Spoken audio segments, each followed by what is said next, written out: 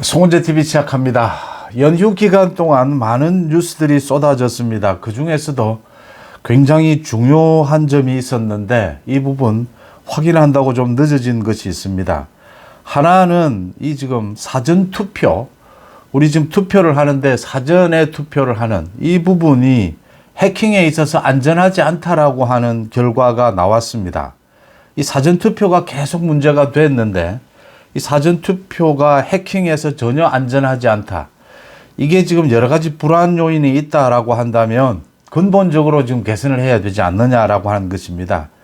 그 다음에 이스라엘이 하마스의 침공을 받아서 지금 엄청난 인명 피해가 나고 있는데 수천 발의 로켓포의 침공을 받았다. 하마스로부터 기습 공격을 받았다. 그 다음에 갖가지 게릴라전이 펼쳐지고 있다. 아주 전면전으로 이어질 것 같은데 이 이스라엘의 전쟁을 두고서 우리는 그러면 안전한가? 우리는 얼마만큼 안전이 확보되느냐라는 부분에서 문재인 정부가 지난 2018년에 체결했던 9.19 남북 군사 합의, 이게 지금 북한은 지키지 않고 있는데 우리만 지키고 있다라고 해서 오래전부터 이걸 파기해야 한다. 그러니까 이 군사 분계선 주변에서, 우리는 수도권 주변입니다. 이 주변에서 군사 훈련도 하지 않고 전투기나 정찰기의 이 대공 비행도 하지 않는다, 금지한다 라고 하고 있는 이 9.19 군사 합의, 이게 있는 한 우리 지금 안전을 보장할 수가 없다라는 지적이 나오고 있습니다. 사전 투표와 9.19 남북 군사 합의 폐기, 이 부분에 대해서 여러 가지 이야기들이 나오고 있습니다. 이게 굉장히 군사적인 측면은 전문적인 분야입니다. 사전투표, 이 해킹 부분도 굉장히 전문적인 부분입니다. 이 부분에 대한 많은 우려들이 나오고 있습니다. 한번 짚어보겠습니다.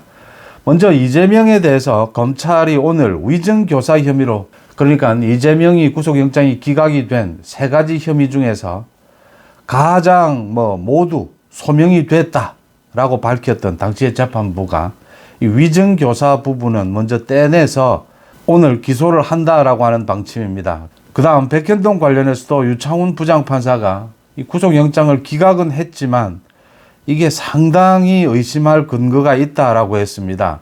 이재명으로 연결이 되는 직접 증거 자체는 좀 부족하지만 상당한 의심이 있다라고 했습니다.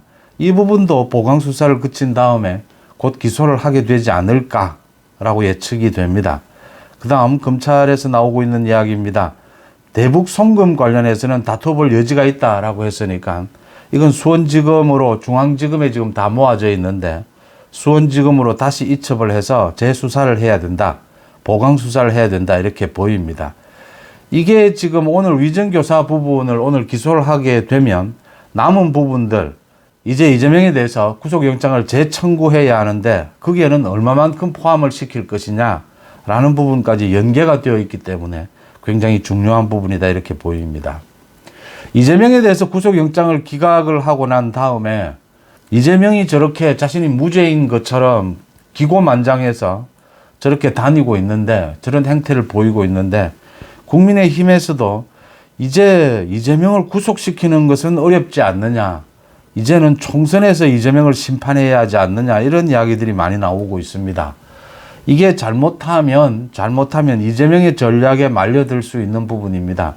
이재명을 총선에서 심판하는 것은 당연한 것이고 이재명에 대해서 법적으로 처벌하는 것, 구속의 사유가 있다면 구속을 계속 시도하는 것은 이것대로 충분히 의미 있는 일이다라는 것입니다. 그러니까 이재명은 지금 아주 중범죄를 저지른 비리 혐의자가 정치 권력을 등에 업고 범죄를 저지르고 있습니다. 증거인멸을 하고 있다라고 하는 것입니다. 우리 사회에서도 범죄를 저지르는 사람을 일반인이 경쟁해서 이길 수가 없습니다. 그래서 이 범죄자는 사회로부터 격리시키지 않습니까? 법적으로 이 이재명에 대해서 처벌하는 부분을 결코 절대 포기해서는 안 된다라고 하는 부분 다시 한번 짚어봅니다.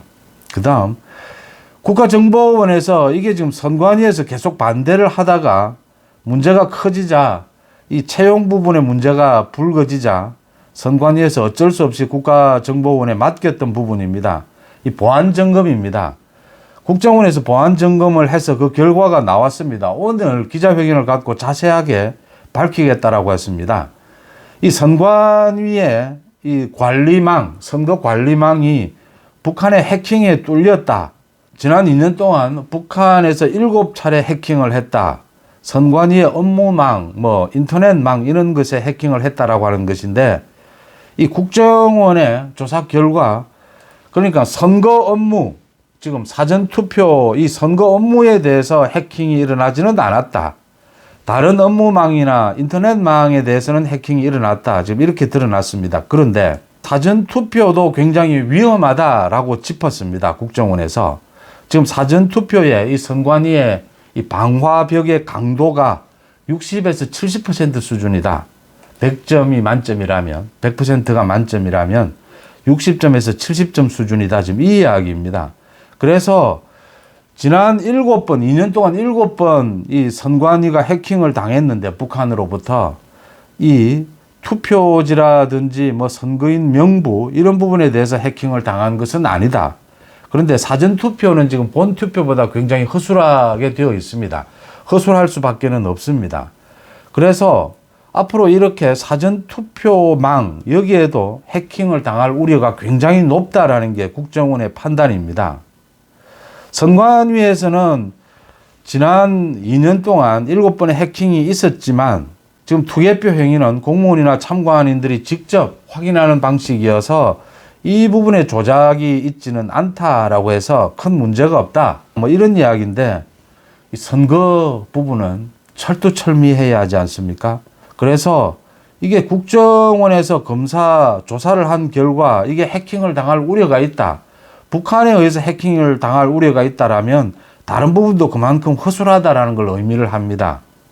국정원에서 오늘 자세하게 기자회견을 통해서 밝히겠다라고 했습니다. 사전투표 이 부분을 점검을 하기 위해서는 법을 바꿔야 합니다. 지금 민주당에서 동의하지 않으면 법을 바꿀 수가 없습니다. 사전투표를 없앨 수는 없습니다. 그래서 국민의힘에서라도 이 법 개정 법안을 일단 내고 민주당에 대해서 압박을 할 필요가 있습니다. 또 안전성 부분, 이 부분을 근본적으로 점검을 해야 한다. 근본적으로 점검을 해서 총선에 들어가기 전에 총체적으로 점검을 해서 완전히 안전하다라고 하는 보장이 없이는 이게 지금 계속해서 의혹이 불거져 왔던 부분이기 때문에 그 부분을 철저하게 점검할 필요가 있다 이렇게 보입니다. 이 이스라엘의 전쟁 소식이 충격을 주고 있습니다. 충격을 주는 이유는 이스라엘과 하마스의 그 전쟁이 일어나는데 수천 명의 그 사상자가 발생한 부분도 충격이지만 우리나라는 그러면 안전하냐라는 겁니다. 그래서 많은 이야기들이 나오고 있습니다.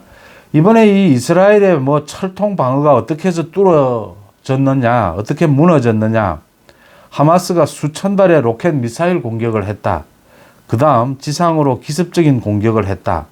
이 로켓 미사일 공격을 했다라고 하는 것인데 이 하마스의 로켓보다 수백 배나 이 강력한 북한의 장사정포를 비롯해서 북한의 지금 각종 공격용 무기들이 이 지금 휴전선 최근처까지 배치가 되어 있다.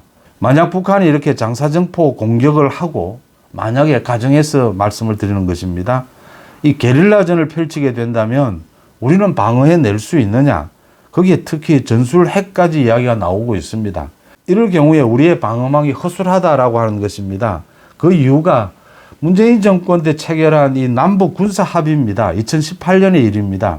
이게 문재인이 김정은과 합의를 한 부분인데 전방 지역의 정찰 작전이나 포병 훈련 등 국군과 주한미군의 방위태세 활동에 제한을 가하는 것입니다. 군사 분계선을 기준으로 해서 5km 이내에서 포격 훈련을 금지한다. 또 연대급 기동 훈련을 전면 중단한다.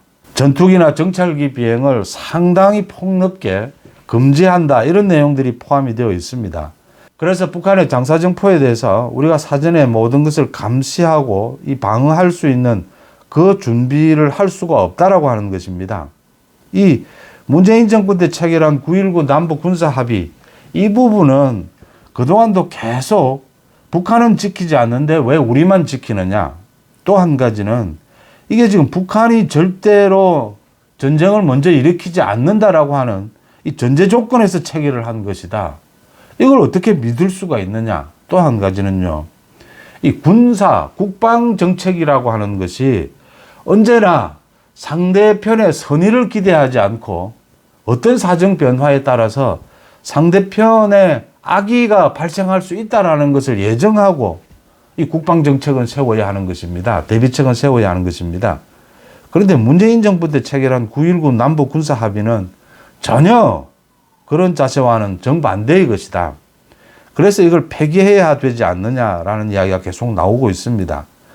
물론 핵 문제나 이 부분에 대해서 윤석열 정부 들어서 한국과 미국, 일본 이 군사 협력 체제를 구축을 했습니다. 또 거기에 덧붙여서 9.19 남북 군사 합의 이 부분을 폐기하는 부분을 적극적으로 검토해야 되지 않느냐라는 이야기가 목소리가 본격적으로 나오고 있습니다. 이 사전 투표의 안전성 부분 9.19 남북 군사 합의를 폐기하는 것 조속하게 추진할 필요가 있다 이렇게 보입니다. 이재명에 대해서 정치적은 뭐 당연한 것이고요. 법적으로도 이재명에 대해서 사법 처리, 구속을 시켜야 하는 이 부분은 절대로 포기할 수 없는 법치를 세우는 과정이다라고 하는 부분을 다시 한번 짚어봅니다. 여러분들은 어떻게 보십니까? 송은재TV 마칩니다. 고맙습니다.